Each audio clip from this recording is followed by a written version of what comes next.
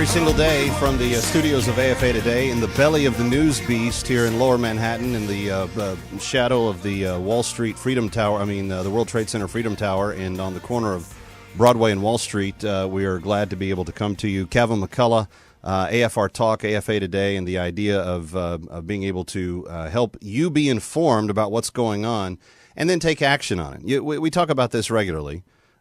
We want to obliterate confusion. We want to amplify truth, and then we want to pursue clarity. We want to have clarity in our actions. We want to make sure that we are taking actions based on fact. So that's the whole point of what we do: obliterating confusion, amplifying truth, pursuing clarity. And honored to have you with us. We are also honored to have Ed Morrissey with us. He is one of the senior editors at hotair.com. And has been writing about public policy for a long, long time. He's a good friend, but he also follows these issues quite carefully, and that's why I'm always eager to hear what he has to think. And today there's an important Supreme Court case that is being argued in the nation's capital. Even with all the troubling weather, they're arguing this case, Harris versus Quinn. And in the last segment, you heard the audio of a news story that basically paralleled two different families, one saying, we don't think it's right to be forced into unionization because we receive public subsidies because of the disability of our son. Another woman who said, our health care has never been better because they want to unionize this and it's going to help us in a ton of ways. I'm interested in your thoughts on this. 888-589-8840, 888-589-8840. 888-589-8840. I want to know, do you think people that receive public assistance should have some sort of accountability to the government, in this case being forced to join a union, to pay union dues and to receive the, quote, benefits that come therewith, whatever those may be? Let me go back to the conversation with Ed Morrissey first, though. And Ed, thanks again for joining us. Let me ask you, when they go before the Supreme Court, there's going to be, obviously equal time for both sides. The one side that says we're against union they're going to make the argument that it is not beneficial for the family, that it's actually detrimental because the public subsidies that they're getting are being then taken from them. What does the other side bring to the table to argue? How does the other side, how does Governor Quinn, how does Governor Dayton from Illinois and Minnesota respectively, how do they justify this? What is the compassionate liberal line that they can come up with that goes, oh, well, and since you put it that way, yeah, we think you should force citizens into public unions? Well, I think they're going to argue that these people don't have the ability to negotiate deals on their own, that they're stronger if they're in a union, because they'll be able to collectively bargain. But the question is, collectively bargain for what? They each have their own individual workplace. It's usually their own house, and they're not able to negotiate on wages, certainly, because the Medicaid benefit is set by law. The union can't negotiate on that. They can lobby in the legislature for bigger expenditures on Medicaid, but that may be the only thing that you could actually point at to say, well, look, that way they have representation, they can lobby the state legislatures. That is, I think, though, really still going to be, at least I hope, will be a sideline to the core question, which is, can the state declare that a citizen is in an employee relationship with the state simply because they receive funding from aid programs? Because if that's the case, then it fundamentally transforms the relationship between citizen and state, and it fundamentally challenges the whole notion of aid programs on that basis too. And I just think that the Supreme Court, Supreme Courts usually try to be as modest as they can. Most Supreme Courts do anyway. This one certainly has been tried to be as modest as they can without necessarily ducking issues altogether, which they've also managed to do a couple of times. But I mean, that's a fundamental question in this case. How can you be an employee of the state when you never agreed to be that in the first place, and when the aid that was not offered on the basis of now your relationship changes and you are an employee of the state, you are a ward of the state. I think that if everybody who receives any kind of aid has a tacit agreement that they have become wards of the state, then we have changed from citizens to subjects almost overnight. Yeah, no, we have completely, and that's I'm telling you, there's people that think that the election cycle in this year in 2016 is going to be a little bit not as energized. It's this kind of stuff that I think is starting to drive the average American completely mad. How dare you, big government, take over larger and larger pieces of my life, of my decision-making, of my control, of my stewardship of my resources. And now, if I'm in the unfortunate situation of needing to get subsidies from the state because I have a disabled son or whatever, now you're not even willing to give me what I previously qualified for in its totality because I have to give part of that back to a union that doesn't seek to do anything for my welfare. Except to just drain the resources that I need to care for my disabled relative. I mean, yeah, so let's take a poll. Do you think that the unions need more dollars at the expense of disabled relatives? I mean, I just can't see a lawyer walking in for the SEIU before the Supreme Court today and making that argument with a straight face. It seems to me so disingenuous. It seems to me so crooked, so absolutely packed full of corruption that the justices should go, get out of here. You're not even going to have time to try to tell us this. Of course, they're going to give them the time. Well, and the other part about this, too, is that Quinn did this by executive order, so it's not even a question of respecting the legislative process. Right. This is just the governor assuming that power, as Dayton tried to do in Minnesota, got stopped by a state judge rather than a federal judge. And I think the Supreme Court's going to look at that, too, and say, you guys don't have a leg to stand on at all. But you're actually arguing in your piece, though, that there is a silver lining to this, and that is if it does get into this other case, the Abood case, if they reopen that the Supreme Court has the potential to judge, to issue a ruling that says there is no mandated requirement for public unions by public sector employees, period. That could be something that comes out of this, and if it is, that's a huge win for the economy of America.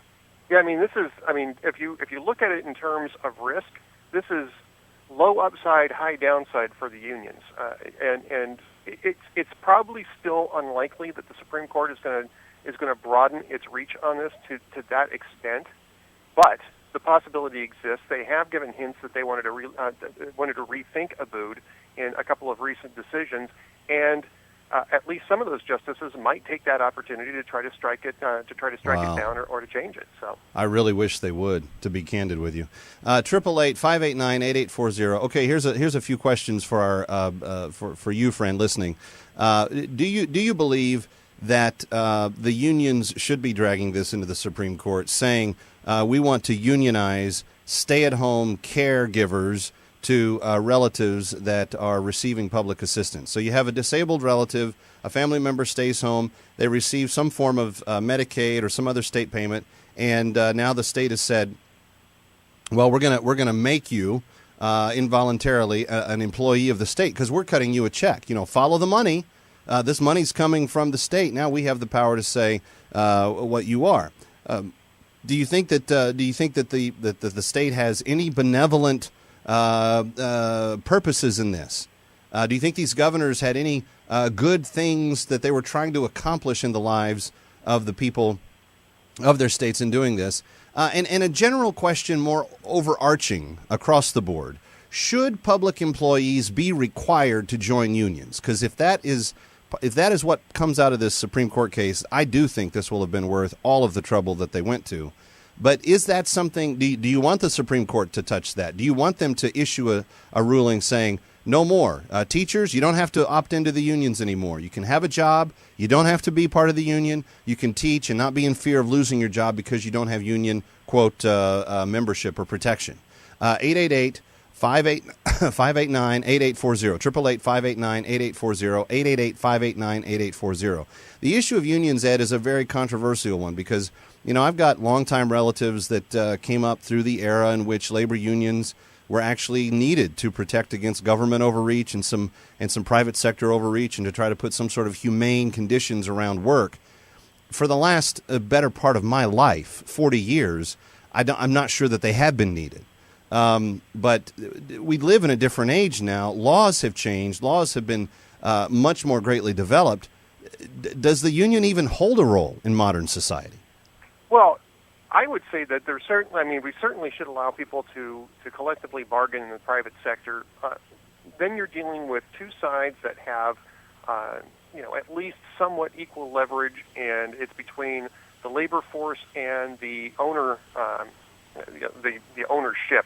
Because a lot of places, this is corporations. There's widespread ownership, but ownership representative. The problem with the public sector unions, and this is part of the issue that came up in Wisconsin, and why they needed to push this, is that there isn't really a bargaining, an adversarial bargaining relationship. You have unions who are bargaining with politicians who are getting money from the unions, and so when you have that sort of relationship, basically what that allows politicians to do. And it's been true in both parties, but mostly primarily for the last 2 or 3 decades for the Democrats. It allows them to cut the unions really nice deals so that they can have extra money, so that they can put that extra money into political campaigns to help elect Democrats. And that is a vicious cycle that really targets just the taxpayers. And that was what the problem was in Wisconsin. It was specifically the problem was the WEA Trust in Wisconsin, where they were overcharging by a huge amount for health care benefits. And that money was just getting funneled back into the union's political activities. Well, the PEU reform forced unions to only be able to negotiate on wages, not on benefits, and the WEA Trust had to cut their prices substantially in order to compete with other insurers. And that is how they saved almost $1 billion, almost overnight in Wisconsin. Yeah, and about 6,000 jobs. Because if Governor Walker had been forced to accept the union terms, he was going to have to cut 6,000 teachers from the ranks. Or hike taxes, which he never would have done, yeah. Right. Okay, 888-589-8840. The larger question of unions, it's very interesting to have this discussion depending on what geographical portion of the country you live in, et cetera. We're coming to you from New York. Ed's in Minnesota. This main story that we're following today is from the Chicago, Illinois area. And, of course, different regions of the country have different approaches to how unions have worked and have been used. But piggybacking off something Ed just said, I want you, the listener, I want you to ask you this question. Should public sector unions be busted? Should we have this friendly relationship between unions and particularly one group of political leaders? And it's funny. If you trace the if you trace the routing of where the dollar comes from, right? So the wage earner goes to work, does his hours, comes home with the paycheck, then pays the dues to the union, who then use it for purposes that they buy into politically, buying off politicians and causes that they then believe in, which then pass laws that then adversely affect the taxpayer who earned the dollar to begin with in the first place. This is a lose almost at every level for the taxpayer when unions and politicians are all friendly and cozy with each other. All right, we must have lost Ed. 888-589-8840. Let's take a call or two here before we go to our next break. Ben is in Georgia. Ben, are you with us? I'm here. All right. What's your thought? I mean, if they're, I got a couple things really, but if they're going to consider you a ward of a state employee, am I going to get a state's benefit package? Am I going to get state retirement? Am I going to get state health insurance? Or am I just going to have to pay into the union for that? And if I am going to be considered a state employee and get these benefit packages, who's going to pay for that? Yeah. But the other thing Ed? is, this is more of the lunacy and the just ignorance of that particular party when they will give a woman the right to choose to kill an unborn child, do not consider it life. But at the same time, will not acknowledge that the Lord and Savior is our Creator, but will consider a single-cell organism the basis of all life. There you go. Ben, thanks for the call. Ed, he said if we're considered wards or public employees of the states, there should be benefits packages that come with that, right? Well, you'd think so, but where's my state pension? Yeah, they can't participate in pension plans. There's no benefits that come with this new status of being a unwilling employee of the state. And so, I mean, that's another part that I think the Supreme Court is going to have a very interesting time digging into. So the arguments are being made today before the Supreme Court, and we're asking your opinion. We're weighing in the court of public opinion here. Do you believe that the state should have the power to unionize people that they put on public assistance? 888-589-8840. Let's talk to Wayne, calling from Texas. Hi, Wayne. How you doing? Good. This is just going to be another nail in the coffin of citizenship. You know that, right? Say that again? This is just going to be another nail in the coffin of citizenship. They're just going to make subjects out of us. There's no way in the world that they need to be dabbling in anything like that. There's no benefit.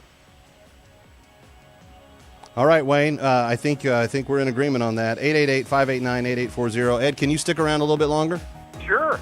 All right, let's talk it out for the rest of the way. This is AFA Today, AFR Talk. Kevin McCullough, glad you're with us here in the middle of the day, taking a look at this story before the Supreme Court today. The case trying to decide should people who receive public assistance be involuntarily unionized by the state.